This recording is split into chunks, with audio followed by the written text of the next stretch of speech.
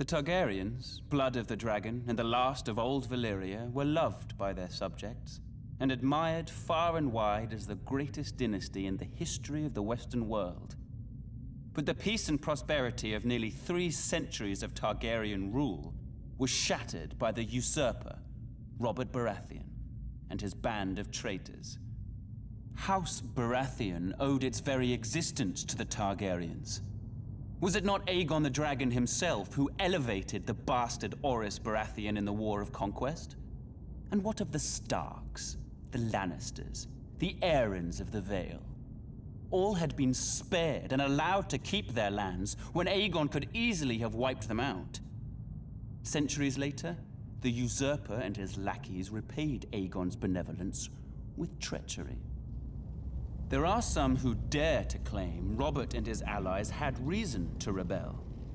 They say the Crown Prince stole the usurper's lady love. They say my father, King Aerys, murdered Rickard Stark and his son without just cause. Whether these charges are true or not, it doesn't matter. The dragon answers to no one. Aerys' good name has been besmirched in the years since the rebellion.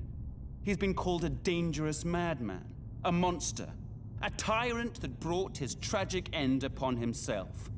Lies! My father was a victim of weaklings in his council, lackwits who failed him in his hour of need and let the rebellion spin out of control. But it was not enough. The royal army was crushed at the Battle of the Trident. It was there the valiant Rhaegar met Robert in single combat, but the gods betrayed him, and he perished by the usurper's hand. As the Field of Fire had marked the end of the Andal centuries before, the Battle of the Trident seemed to herald the end of the Dragon Kings. When word reached the capital of my brother Rhaegar's death, my father Aerys moved to protect me, as I was the surviving heir to the throne.